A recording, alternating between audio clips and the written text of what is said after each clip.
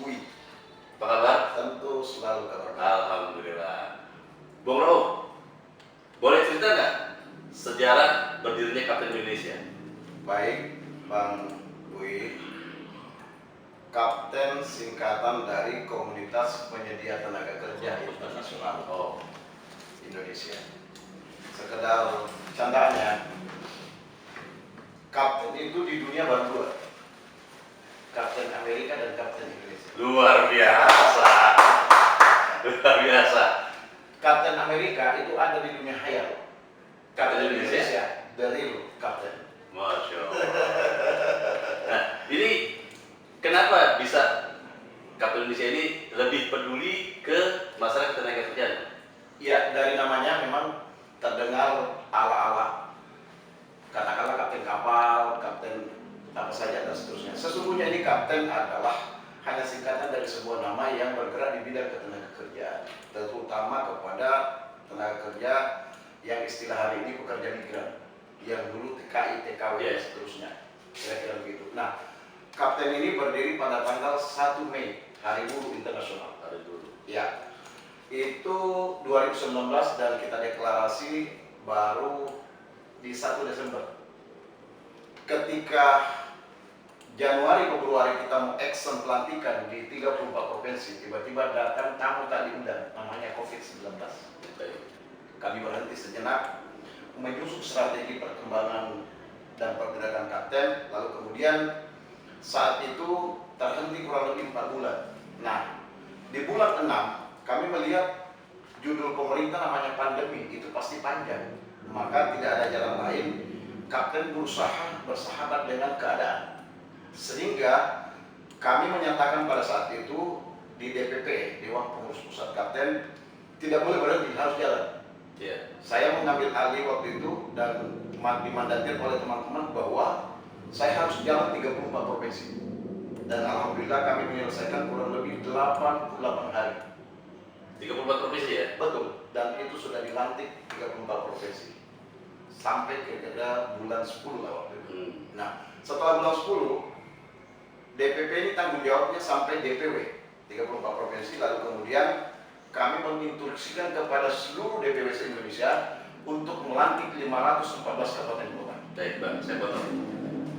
Kalau tadi abang bicarakan ketika awal-awal berdiri sudah masuk tamu tak diundang Iya. COVID yang kita kenal. Iya. Apakah ada program-program kerja dari Kapten Indonesia yang menyesuaikan dengan kondisi saat ini, Bang? Sangat banyak. Contoh, anak-anak mau keluar negeri kan harus melalui pendidikan. Tuh. Nah, kami ada satu negara bernama Jepang, itu sekarang ini sudah ada 20.000, bahkan sampai 30-40.000 anak-anak yang siap berangkat. Dan itu semua kita di samping offline pada saat itu belajar langsung sama anak-anak, dan ini waktu semakin berjalan dan kemudian negara tujuan belum buka, sehingga kita lakukan yang namanya belajar online, dan itu lebih murah, tetap mengontrol anak-anak, pelajarannya tetap eksis dan seterusnya. Itu anak-anak ini maksudnya calon pekerja ya? Calon pekerja, CPNI namanya. Nah, itu apakah mereka dikumpulkan dalam satu asrama atau gimana? Sebelumnya dalam satu tempat masing-masing LPK atau BLK atau LKP yang mengadakan pelatihan. Di mana nih, Bang? Di seluruh Indonesia. Seluruh Indonesia. Iya. Namun kalau kita berbicara LPK itu tentu di Pulau Jawa lebih banyak. Tuh. Baik di Jawa Barat, Jawa Timur, Jawa Tengah dan seterusnya. Seperti itu. Oh. Nah, ini memang di saat mereka tidak jadi berangkat nih, tadi karena Bang bilang belajar online ya. Iya. Nah, ini nanti implementasinya untuk mereka ini seperti apa, Bang? Di lapangan itu tetap kita melakukan mengontrol dengan 6 kurikulum isi, satu kurikulum 6 isinya. Apa aja? Yang pertama ada namanya fisik. Kenapa harus fisik? Karena di luar negeri berhadapan dengan musim yang sangat ekstrim. Ya. Maka fisiknya lebih kencang daripada didikan tentara, polisi. Lalu kemudian mental. Mentalnya harus bagus, tidak boleh memakai baju Indonesia datang ke luar negeri. Datang ke Arab harus buka baju Indonesia, datang ke Arab. Datang ke Korea harus buka Indonesia, pakai baju Korea. Datang ke Jepang, datang ke misalnya Eropa dan seterusnya, harus buka baju Indonesia, harus bermental kuat dan menyesuaikan kondisi di negara tujuan. Kemudian kedisiplinan. Disiplin ini sesuai standarisasi setiap negara, masing-masing ada standarisasinya. Itulah yang kita ajarkan kepada anak-anak. Dan yang keempat adalah budaya. Jadi setiap negara kita ajarkan budaya anak-anak, sehingga pada saat datang ke sebuah negara, adaptasinya sangat mudah karena dia sudah paham sebelumnya. Yang kelima, ini juga sebenarnya budaya, bagian dari budaya, yaitu bahasa. Nah, bahasa ini wajib. Sebab kenapa?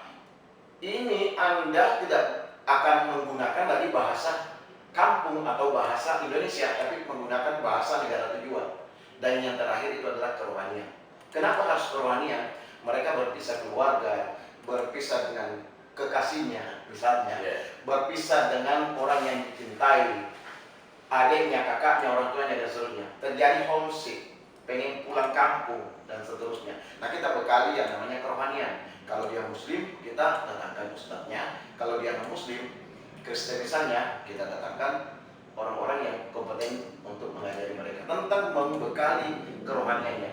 Di samping kita isi fisik yang ada di luar otaknya, rohaninya juga kita isi, sehingga berada di sebuah negara mereka dengan tenang-tenang saja. Sebab kenapa? Mentalnya sudah bagus, fisiknya sudah bagus, isi dalamnya sudah bagus. Dia datang ke sana menjadi duta yang terbaik. Sobat nasionalisme, kalau tadi mendengar paparan dari Bung Rauf ini sudah komplit, sudah lengkap untuk persiapan calon tenaga kerja yang akan dikirim ke luar negeri.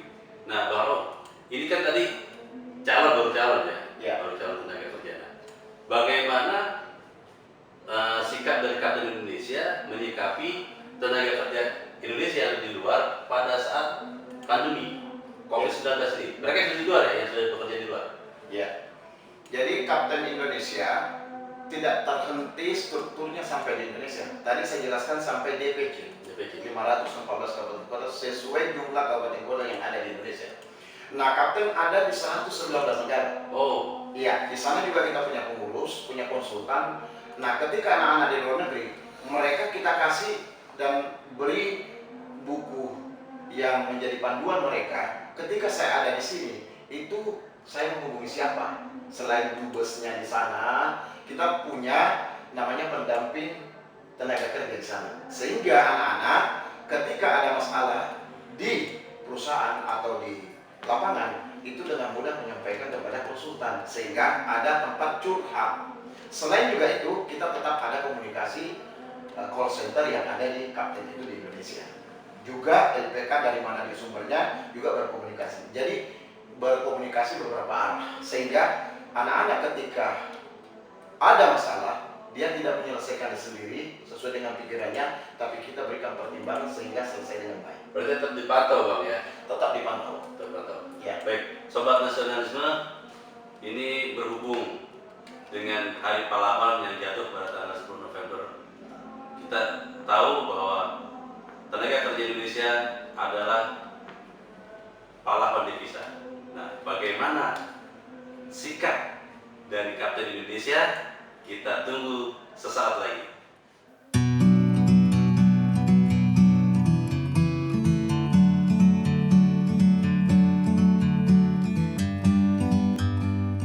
Sobat Nasionalisme, kembali lagi dengan saya Bang Boy, dan saya masih ditemani oleh Bung Rauf. Terakhir statement untuk tenaga kerja kita yang ada di luar negeri. Baik. Kondisi saat ini Kapten Indonesia sendiri itu konsentrasi pada pekerja migran yang bagaimana mereka memiliki kemampuan yang di bidang di mana bukan yang unskill, kita yang punya skill. Itu yang dilakukan oleh Kapten Indonesia. Nah, untuk konteks di luar negeri, pelan-pelan kami sedang menyiapkan sistem seperti dia berangkat, dia harus di biometrik. Jadi datanya satu. Hari ini kita bertanya tentang data, itu tidak ada yang valid. Nah, untuk konteks ini, kami juga sudah memberikan untuk menjaga ya keamanan para pekerja migran. Itu kita berikan handphone kecil. Kalau di Jepang, handphone kecil ini berfungsi untuk anak hanya komunikasi dua arah, gurunya dengan orang tuanya, yang ketiga dengan para keamanan. Tapi kalau kita ada tiga, yaitu ke kami, emergensi, dan negara tujuan, dan sekaligus melacak dia di mana dia berada. Dan ini semua dilakukan untuk perbaikan para pekerja migran, untuk mengontrol seluruh keadaan ini. Pesan kami yang terakhir bahwa pemerintah harus kembali menganalisa dan mengerjakan amanah undang-undang, yaitu harus hadir dari hulu hingga hilir. Baik, sobat nasionalisme, kalau kita bicara pahlawan devisa ini tidak lepas dari tenaga kerja kita yang ada di luar negeri. Dan alhamdulillah, Kapten Indonesia sudah menyanggupi jika mereka diberi keleluasaan untuk menjadikan para pekerja migran kita di sana menjadi legal. Kenapa? Karena masih sekitar 7.000 tenaga kerja kita yang ilegal. Satu pesan saya, 7 juta. Ini menjadi tanggung jawab bukan hanya satu pihak, tetapi kita semua, masyarakat, kita semua harus bertanggung jawab untuk menyelesaikan 7 juta pekerja ilegal yang ada di luar negeri. Tetap jaga nasionalisme dalam bingkai kebinekaan, dan satu lagi pesan saya, jangan jadi pahlawan kesiangan. Merdeka! Merdeka! Assalamualaikum warahmatullahi wabarakatuh.